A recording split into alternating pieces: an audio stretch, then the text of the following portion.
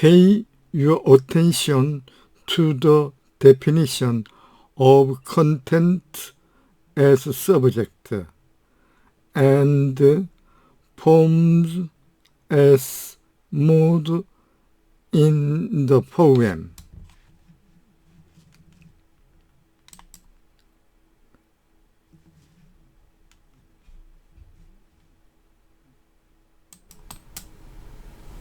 Two. I will defend and expound this alternative perspective, in the first instance by drawing out what I take to be the insights in Bradley's inaugural lecture. There is much in Bradley's lecture that I shall not discuss, nor try to defend. But I think on fundamentals he is right, construed in a certain way. There will come a point, perhaps fairly soon, when my reformulation of his views takes on a life of its own and, as we proceed, I shall become less concerned whether I am offering a faithful exegesis of his work. But I do believe I am writing in the spirit of Bradley, and I share his conclusion that a special feature of poetry is the unity of form and content. Bradley's whole discussion of poetry is focused on the idea of value. Wherein, he asks, lies the value of poetry? His general answer, in my own words, is something like this: that the value of a poem lies in the intrinsic value of the experience that a poem. Poem. The elusiveness of poetic meaning 29. Invites point 13. I think this is broadly right, and in outline, it is the same view that Malcolm Budd defends in his book Values of Art. Budd's view is more sophisticated than Bradley's, not least because he recognizes the need for a normative element in the characterization of the appropriate experience. Not just any experience that a poem evokes is relevant to the value of the poem. For Budd it must be that experience of interacting within the work, in whatever way it demands, if it is to be understood. Furthermore, to experience a work with a full understanding, your experience must be imbued with an awareness of all the aesthetically relevant properties of the work. Point 14. In other words, the experience must be suitably tied to the work. Nor need it have merely, if at all, a sensuous, phenomenological character, like a pleasant feeling. It might involve, in Budd's words, the invigoration of one's consciousness, or a refined awareness of human psychology, or political or social structures, or moral insight, or an imaginative identification with a sympathetic form of life or point of view that is not one's own. The main thing, and Bradley shares the point, is that it be an intrinsically, not merely instrumentally valuable experience. Experience. Bradley seeks to target, and forcefully reject, two views about poetic value. On the one hand, a naive formalism that says that the essence of poetry, and thus the root of its value, lies in its formal properties. After all, so the formalist claims, a poem can be about more or less anything, but we judge its worth not by its subject matter, but by its handling of the subject. On the other hand, Bradley targets a kind of naive reductionism about content that says that the essence of poetry is in what it communicates. Its exploration of the great topics, like the fall of man, lies at the heart of its value, not niggling facts about its rhythms or rhymes. It is Bradley's rejection of both these naive positions about poetic value, naive formalism, and naive content reductionism, that leads him to his thesis of the unity of form and content. I.e. these naive positions imply that there are in a poem two parts, factors, or components, a substance and a form, and that you can conceive them distinctly and separately, so that when you are speaking of the one otherwise how can you ask the question, in which of them does the value lie? But really in a poem, apart from defects, there are no such factors or components, and therefore it is strictly nonsense to ask in which of them the value lies. Point 15. This is a strong claim. It is strictly nonsense to ask which of substance or form is more valuable. Bradley's reason is that in a poem they are one and the same, identical. It would be just as nonsensical to ask which of the morning star or the evening star is more valuable. In order to see why Bradley thinks that substance and form are identical, we need to lay out a distinction absolutely crucial to his discussion between subject, substance, and form. First, subject. The subject is generally something, real or imaginary, as it exists in the minds of fairly cultivated people. The subject of Paradise Lost would be the story of the fall, as that story exists in the general imagination of a Bible-reading people. The subject of Shelley's stanzas to a Skylark would be the ideas which arise in the mind of an educated person when, without knowing the poem, he would be the story of the fall, as that story exists in the general imagination of a Bible-reading people. The subject of Shelley's stanzas to a Skylark would be the ideas which arise in the mind of an educated person when, without knowing the poem, he hears the word Skylark. He subject of the Ancient Mariner was a sailor who killed an albatross and suffered for his deed. Now the subject is not, as such, inside the poem, but outside it. The contents of the stanza to a Skylark are not the ideas suggested by the word Skylark to the average man, they belong to Shelley just as much as the language does. The subject, therefore, is not the matter of the poem at all, and its opposite is not the form of the poem, but the whole poem. The subject is one thing, the poem, matter and form alike, another thing. Point 16.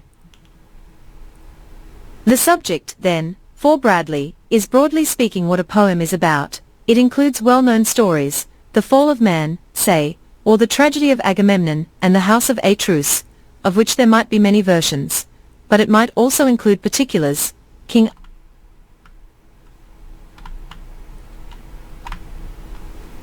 fame, or it might include more universal thematic concepts, like jealousy, or despair, or the conflict of love and duty. Here, of course, I am extrapolating, these are not Bradley's examples. The reason he thinks these subjects are outside any single poem is that they can be identified and characterized without essential reference to any one work. Lots of works might be about skylarks, despair, or King Arthur. The two other key terms are more difficult to characterize accurately, partly because of the complex dialectic within which they are introduced by Bradley. Substance and form are initially to be distinguished, to capture popular conceptions, but in the end they will be shown to be identical, at least accurately, partly because of the complex dialectic within which they are introduced by Bradley. Substance and form are initially to be distinguished, to capture popular conceptions, but in the end they will be shown to be identical, at least in the relevant contexts. Here is his account of substance, which he also calls content. Those figures, scenes, events that form part of the subject called the fall of man, are not the substance of Paradise Lost, but in Paradise Lost there are figures, scenes, and events resembling them in some degree. These, with much more of the same kind, may be described as its substance, and may then be contrasted with the measured language of the poem, which will be called its form. Subject is the opposite not of form, but of the whole poem. Its form. Subject is the opposite not of form, but of the whole poem. Substance is within the poem, and its opposite, form, is also within the poem. Point 17. About form, as a putatively separable entity, he says little, referring to it as measured language taken by itself. 18, or just style and versification. Point 19. The mistake of the naive formalist and the naive content reductionist is that they confuse two distinctions, between substance and form, and between subject and poem. The naive formalist lays his whole weight on the form, because he thinks its opposite is the mere subject, while the naive content reductionist gives to the subject praises that rightly belong to the subject praises that rightly belong to the substance. Point 20. Bradley's dialectic here is subtle. Let me try to reformulate it in a way that highlights its insights. A poem's subject consists of those stories, ideas or themes that the poem shares, at least potentially, with other poems or other works. The poem's substance Content is something like this, the subject as realized in the poem. And the form, I suggest, something like this, the mode of realization of the subject in the poem. For continuity's sake let us talk not of substance, but of content, defined in this way. Bradley says he uses the words interchangeably. Now it is Bradley's claim that content, so characterized, and form, so characterized, are identical. They are one thing from different points of view, and in that sense identical.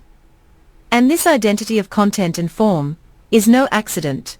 It is of the essence of poetry in so far as it is poetry. Point 21. How do we identify the content, the subject as realized in the poem? We point to the poem. How do we identify the form, the mode of realization of the subject in the poem? Again,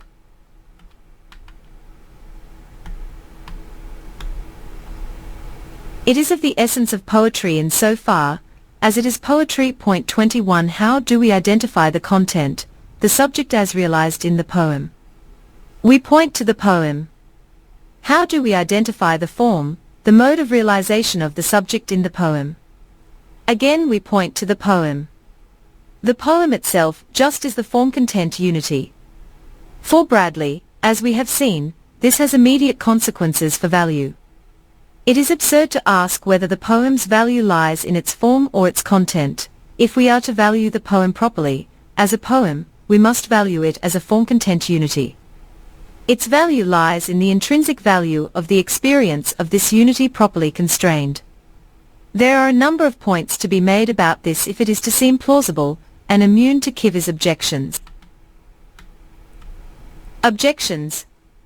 The first concerns what might seem a potentially disastrous concession on Bradley's part, that we can after all distinguish content from form, perhaps just in the way that Kiver dwells on.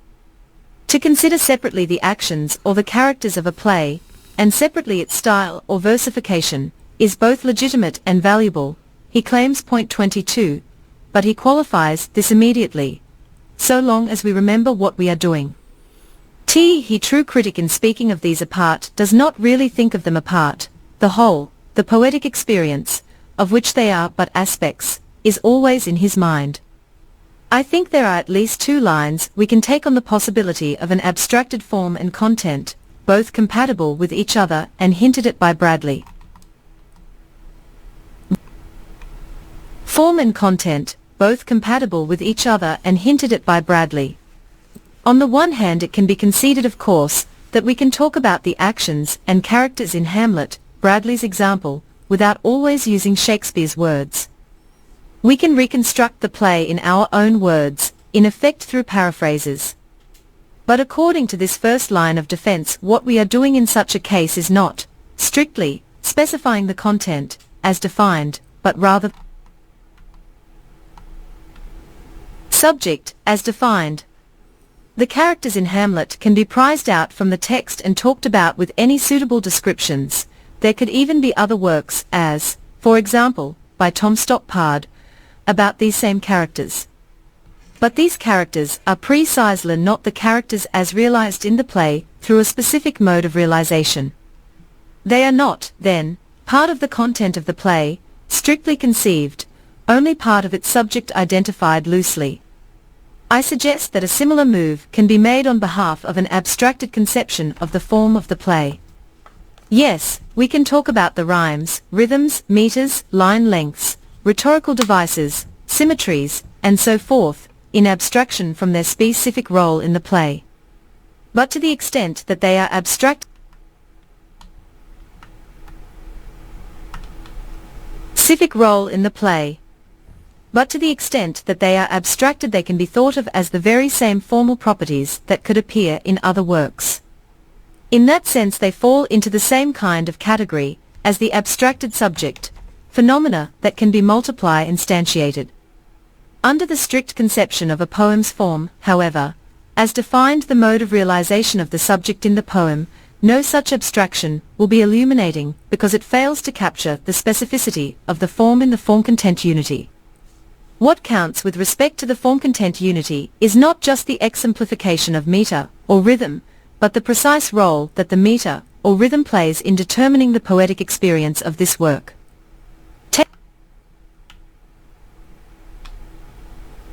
Taking this first line on apparent abstracted content and form, we find that they are not strictly content and form as defined, because the abstracted elements lack work specificity. They are simply a more loosely defined subject, or instantiations of independently identifiable formal properties.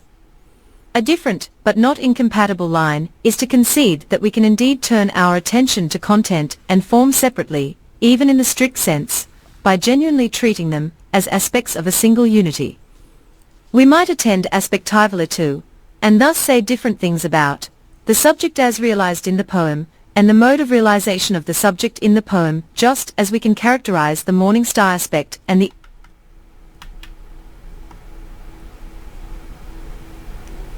attend aspectively to, and thus say different things about, the subject as realized in the poem, and the mode of realization of the subject in the poem, just as we can characterize the morning star aspect and the evening star aspect, or the Clark Kent aspect and the Superman aspect of, in each case, one and the same being, using different descriptive resources, without impugning the identity of each pair. If the parallel is right, then, with caution, we can allow separate content-specific and form-specific descriptions, while retaining strict form-content identity. We should note that Bradley defends the strict identity claim, namely, that form and content in poetry are numerically identical. 34 Peter Lamar Q. In effect, he is saying that to speak of one is to speak of the other. However, the interest of his thesis does not rest on strict numerical identity of this kind, and his core idea could be captured in slightly less strict terms such as unity, indivisibility, or mutual dependence. The crucial point about the definition of content as subject as realized in the poem, and form as mode of realization of the subject in the poem, as in my own reconstruction, is that neither can be specified or identified independently of the other. In this sense, form and content are united, indivisible and mutually dependent. Point 23. 3.